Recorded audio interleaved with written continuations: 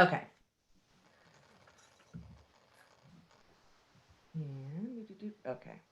Should be good. There we go. Got to move you Did guys. everyone pick up their booklets? Yes. All right. So last week, our homework, that was the fun homework, and it was the vision boarding. I had a lot send me their photos of what they did. I have some that did an old school copy and paste. I had some that didn't realize they did it in Canva and must have used like an animated element. So they made a video, which actually gave me a lot of great ideas because that was kind of cool it ended up saving as a video because of an element instead of saving as a photo. So that was actually pretty neat. And it made me think of things that I could do. But so that was really, it's all about your why. So that's where the importance was of the vision boarding. It's that visual. I like to look at it every day to know what my why is. What do I want to achieve? Because we're going to work our way backwards on week 4. So this week, we're going to go into a lot of, it's more in-depth, personal. So it's the be, do, have, who or what do you want to be? And think about that on a personal and professional level. What do you want to do? What are some of the goals of things that you want to maybe implement into your business or personal? And then what do you want to have?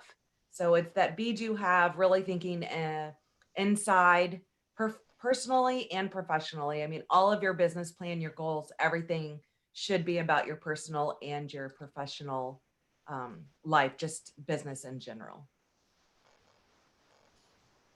I gave you notes. So to have your best year ever, these are some of the things that I do want you. And now you guys all, I believe, have the actual workbooks, which will help you write things down. And this is something that will be somewhat part of your homework, just something to really kind of think like we did the inward, outward, forward, backward. So goals and the actions and habits that would need to change in order to achieve these. So going into different sections like your physical health, energy, what is the goal outcome? Maybe you want to lose weight. Maybe you want to be healthier. I know for me, trying to climb like some of these mountains, that's when I realized how unhealthy I really am. So the goal outcome, maybe to be able to climb this mountain or to be able to do this or be able to walk without getting out of breath. What action or habit do I need to change in order to reach that goal or outcome? And a lot of that just getting out there and doing something. So that's like your physical health, energy, your mindset, emotion. Think about, for me, it's kind of getting rid of that energy sucking vampire type. And what action or habit? And I know for me, a lot of it, that negativity was actually on social. So I had to, I basically cleaned house on who my friends were. Are they really my friend? And if they're nothing but, posting negativity and bad stuff, they're, I'll unfollow. Or am I really your friend? Why am I your friend? And a lot of people, when I go to R4, they'll be like, gosh, I did a friend request, months ago, but you never took it. And I'm like, yeah, I don't. Like, I spent a lot of time cleaning house because I could feel all that negative energy. And this was 4 years ago. So I really am cautious and mindful of who I accept to be my friend, because I don't want to get into that negative headspace and I don't need that filling me up. So that's where, for me, that mindset and emotions, I could like, where does, for me, it was the negativity. I want to surround myself with people that'll uplift me personally and professionally. And that's what I try to use social for, is to bring value and happiness and, all that fun stuff within social. That kind of goes in line with you want to surround yourself with someone who, I don't know, can challenge you to be better. So not just, the emotional mindset, but just being with someone who you're going to gain from, be it professionally or personally. Just like having a personal coach you, or having a business coach you, they always push you to be at your best. And, we've all heard eagles fly with eagles, right? That's my office motto is eagles soar with eagles. And we're always, more quality over quantity. And it's so that we could uplift each other. Exactly. And I think that's important. And even on like a personal level, I know, gosh, it feels like forever ago, but I used to do competition for line dancing and I did all, like the two-step, the West Coast, all that kind of stuff. And my husband wanted to be able to dance with me and wanted to learn. I'm like, well, if it's something you want to do, you can go learn and take lessons just like I did. But when we go out, don't expect me to be dancing with you all night. I'm dancing with the instructors. I'm dancing with those that are way better than me because that's Exactly. how I learn. So don't Exactly. do it just because you want to dance with me because I'm not going to, I'll give you a couple, but not a whole bunch because I want to dance with people that are better than me because that's Exactly. how I learn and grow. And I think, just life in general, I try to surround myself with those that make me better at anything I want to do. And finding that tribe of people is so important. I think just in life in general, personal and professional. Absolutely. So I can attest to that. Absolutely.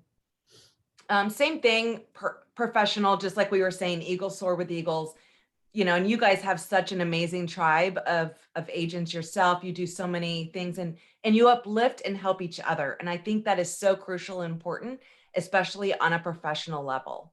So, knowing you have that core group of people that just bring each other up on a professional level, I think that's fantastic. And then, relationship partner, same thing, having that partnership is equally friends, family, surrounding yourself with your tribe of people that bring out the best in you. And if you have friends that are not, and they are that, kind of that, I always call them like energy sucking vampires. Like, I don't want to surround myself with that because it breeds,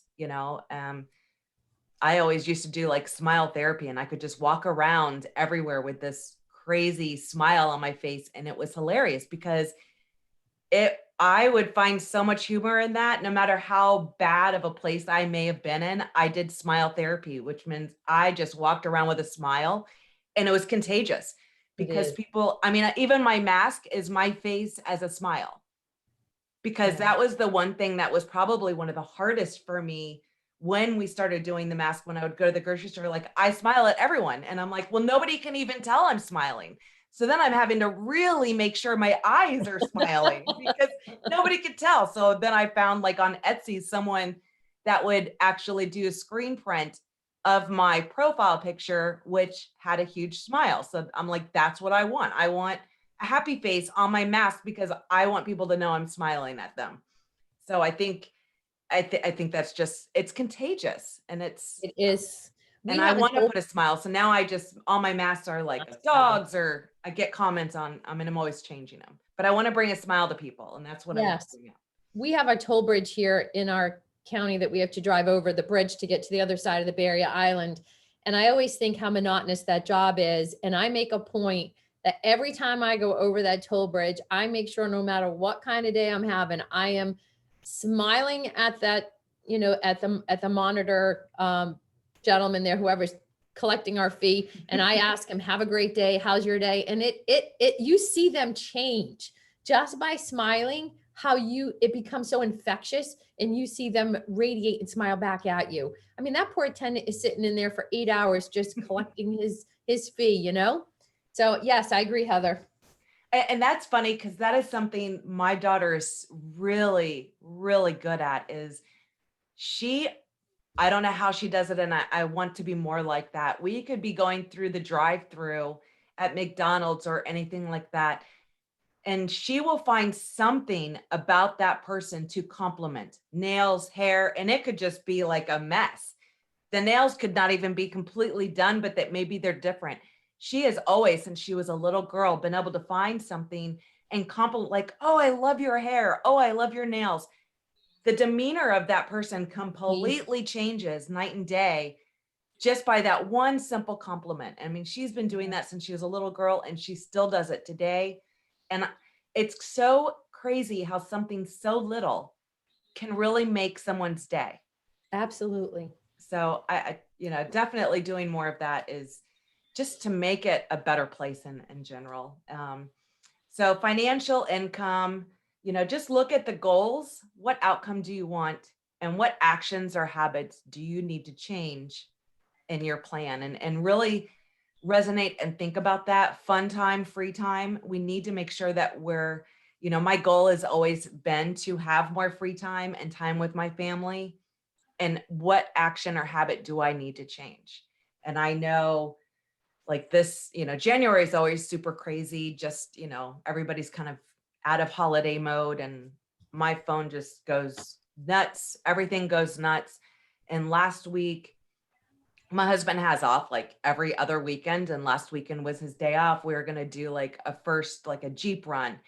And everything inside of me was like, but I need to work. Like I am so crazy right now. I need to work, but I know that I also need, like, he works this weekend. I can work this weekend. And if means I'm a little late, then whatever, but I need to make that time, even if it's for a day, a half a day, just to let the work go and spend time with him. So we did. And I'm so glad I did, because we have to remember to recharge ourselves. And that's super important, especially when it comes to family and ourselves, our own everything. And I'm so glad I did, because I guess it had snowed, like not here, but it snowed like towards Gatlinburg, and it was the most beautiful drive I've ever been on. And I don't know if anybody's been up this way to go through like Cades Cove. It's super boring, especially if there's like a bear somewhere that someone can see.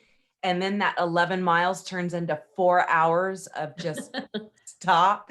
So it's never not like, oh, I want to go do Cades Cove. Like, no, like we did it once, we're good. We never have to go back.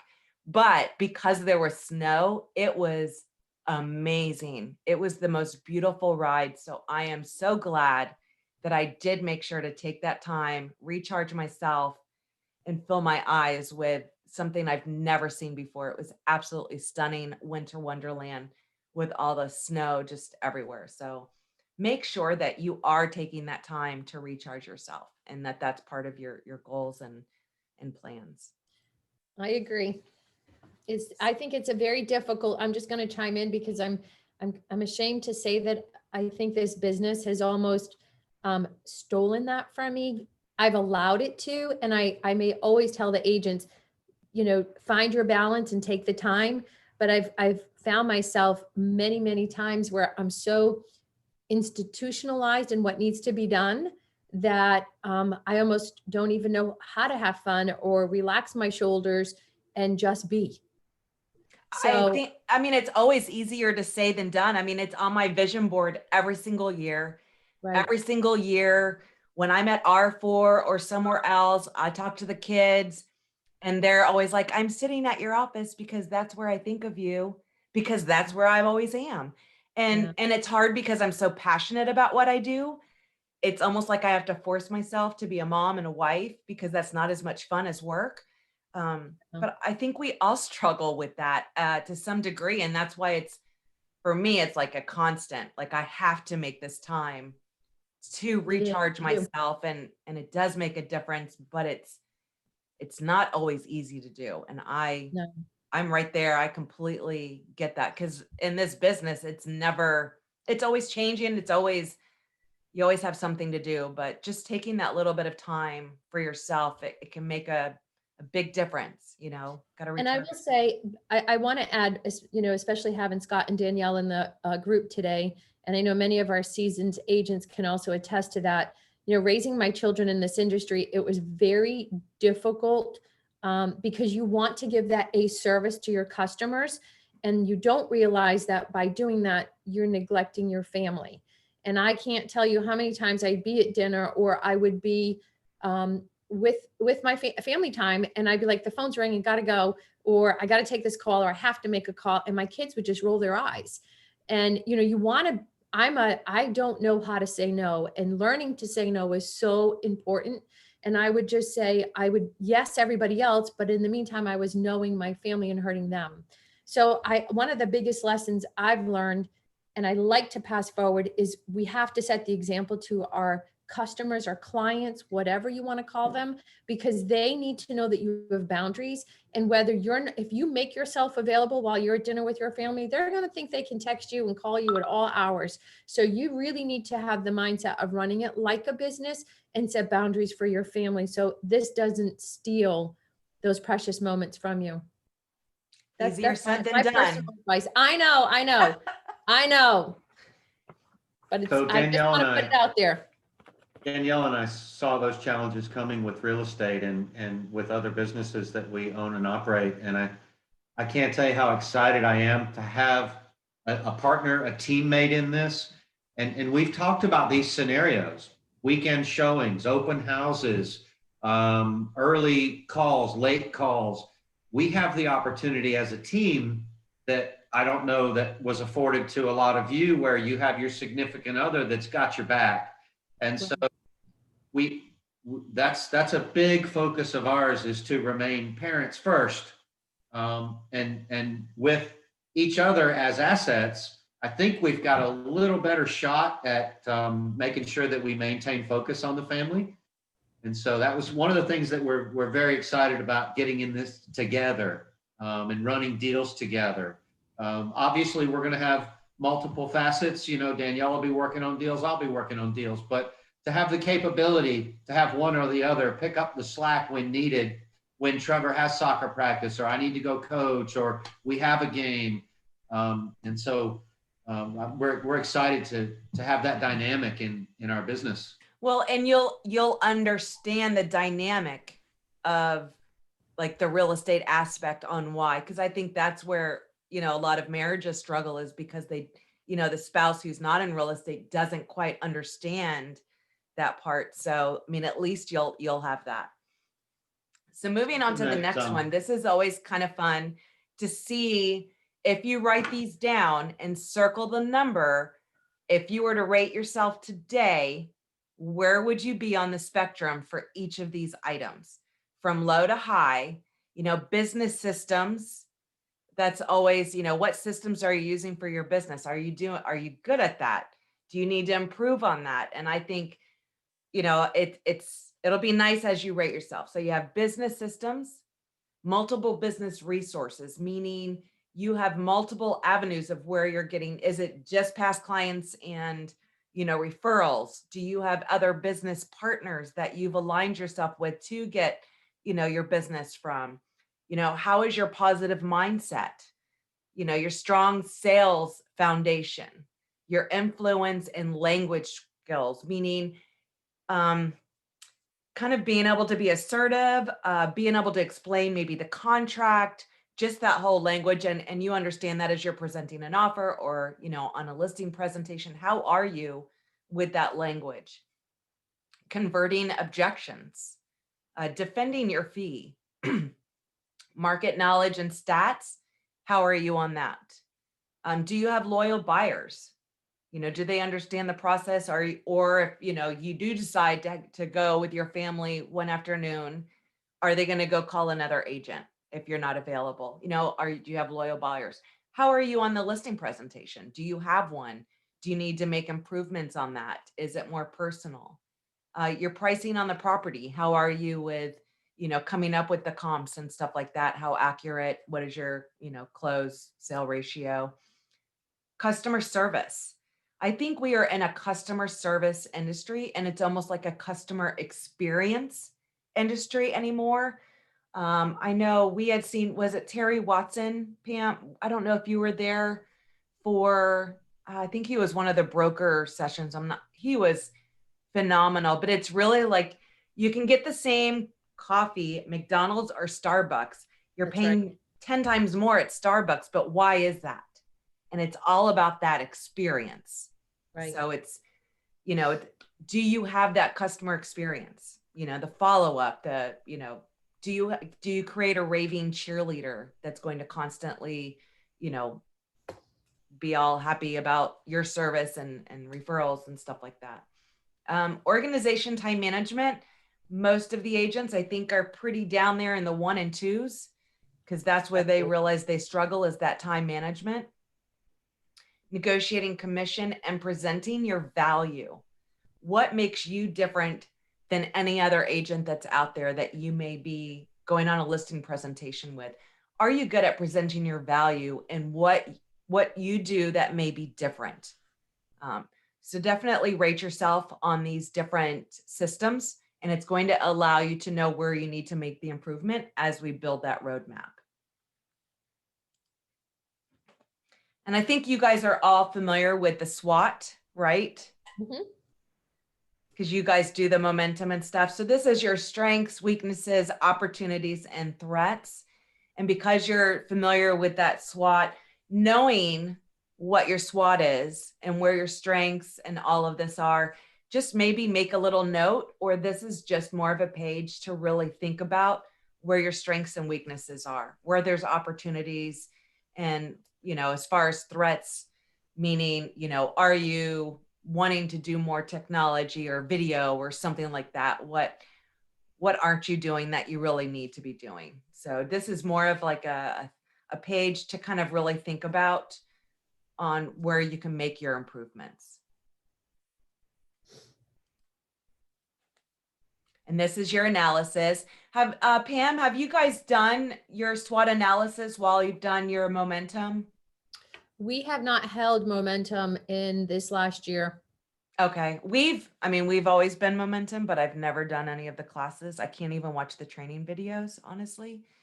But We did have every Wednesday we were doing our regular classes, and then Darcy took a position with another company, and then COVID hit and we just never resumed our classes.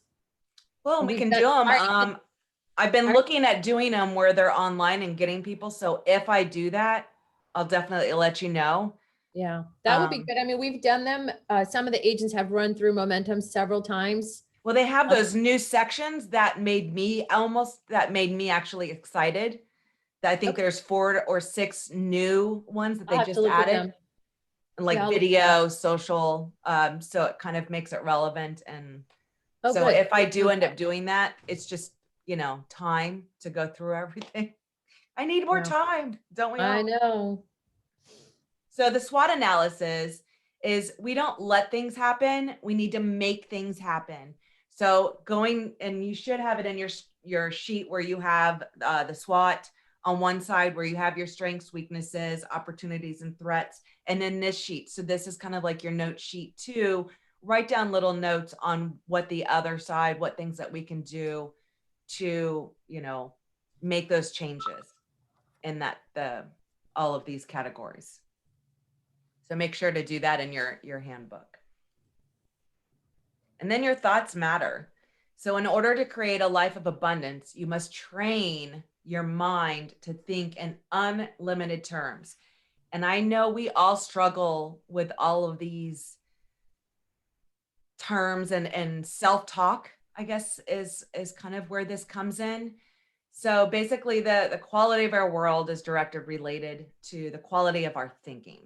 And when we think limited thoughts, it changes what we're doing. So this is where you can write 5 limited beliefs that you possess.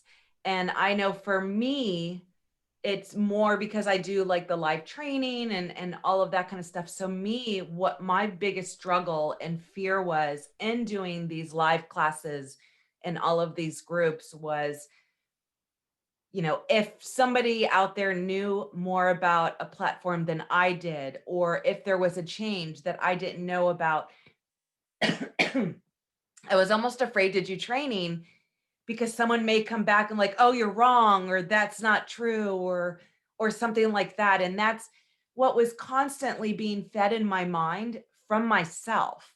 And it took years, because it's been something I've been wanting to do for years. It really took COVID for me to know, like, my agents are super crazy. There isn't a trainer in every office. Agents need help. And we have all these new tools, but it really, for me, it was those limited beliefs that I constantly fed myself, that I'm not good enough, that prevented me from doing what I do. And now I am good enough. I do know these tools. Like, I can do almost all the Remax tools with my eyes closed without even thinking about it. And I just need to go out there. And if something changes, then it changes, and somebody can let me know, and I can be excited about that. So, I mean, in real estate, you also have that. Like, I haven't been in this area as long as, you know, this person who's been there their whole life. I mean, we always have these limited beliefs. Like you, Scott, Danielle, like you may be like, I'm new to the business, right? So I'm not as good as the agent that's been around for 20 years. We all have these limited beliefs that we're constantly feeding ourselves. And what I want you to do is write down these limited beliefs and change them to unlimited beliefs so that those are the words that you're constantly feeding yourself. You are good enough. Or yes, maybe I haven't been in the industry, but I've been in sales. I've done real estate transactions, and you're coming from a new perspective on the field itself. So there's a lot of different ways that you can change those beliefs that you're telling yourself, those negative self-talks that maybe you don't even realize they're, you know, bringing you down or they're negative. So let's change those. And so that we have a way to be able to constantly feed ourselves that unlimited belief that you are good enough or this or that. And I think everybody knows what they're constantly feeding themselves that may be preventing you from exceeding. And I know a lot of that, those that want to do video, they're constantly feeding themselves like, you know, there isn't Face app, make me beautiful when you're on video, which is horrible. Like they should, like, hello, I want, you know, make me beautiful on a video and I'll do it. Or for me, I hated the sound of my voice. Like I still can't even watch anything that I do. Like I hear my kids listen to something I've done. I'm like, turn that off. I do not want to hear myself. So we all have these limited beliefs. I want you to change that around, because if you feed yourself the good vibes, you're going to make that change. So I think we all know what those are for, and everybody is different in what they're doing. So you have your plan. So basically you have, you know, who do you want to be? What do you want to have? And do what you have to do. And then we'll we'll dream big, find your future focus, stay accountable to be able to achieve those goals. That's a plan. And when we get into section 3 and 4, we're going to build that roadmap. So you got to dream. I know people like, don't dream big. Dream big. So in your homework is this not so fun section. And I'm going to, when I send an email with a recap of this, I'm going to make sure you have that homework, which was in that original registration. This is the not fun homework, is to make sure that you're going through like your expenses, personal and business. And it's, you know, it's never fun to do, but it is the most eye-opening. And it's something that any coach that you ever are with, it's one of the first things that they would make you do, because you need to know what you're actually spending money on, what's working, what's not working. I know when I do this, I find all these tools that I'm spending money on that I totally forgot I signed up for, because it was really cool that someone I met at R4 was doing. And I signed up, I paid, you know, $200 for, and I came back and I totally forgot. So really going through these business expenses, and especially if you've been doing any sort of marketing for 6 months or more. I mean, I always try, like, if you're going to try something, at least give it 6 months to try to get that positive return. You may find that you're doing something that's giving you a much bigger return. Take something that's not giving you return and double down on something that is giving you that positive return. What's working, what's not. And when you do these business expenses, I think you're going to find a lot of stuff that you may be spending money on that, like, what is this? I don't even remember this. Oh, I vaguely remember it. That was for me a big eye opener. So going through your expenses and your personal, because it's all about reaching that goal. What do you need to make personal, professional? And that's how we're going to be able to come up with that, you know, your goal setting, to find out what you need to make. So this is the worst homework ever. It's not as much fun. That's why I had you do the vision boarding last week, because that was fun. Get you hooked. And now I'm going to make sure you have to go and do your business expenses. And inside the group, feel free to post a meme or a GIF of how you feel after you do this assignment.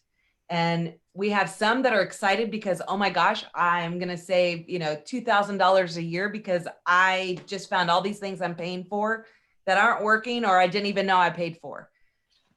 Or you may have, the crazy, this is insane, this isn't even fun. So share your gifts, the memes, something that relates to after you do this assignment, how you feel on doing that. And I'll make sure that you guys have the PDF that's going to have these expenses that we had for when you registered. It was the homework part of it. And I know it's also in the hub. When you go to the hub part and you click that recharge at the bottom, your homework is linked there in a PDF as well. So hold on one second. I am going to maybe, if I can figure this out.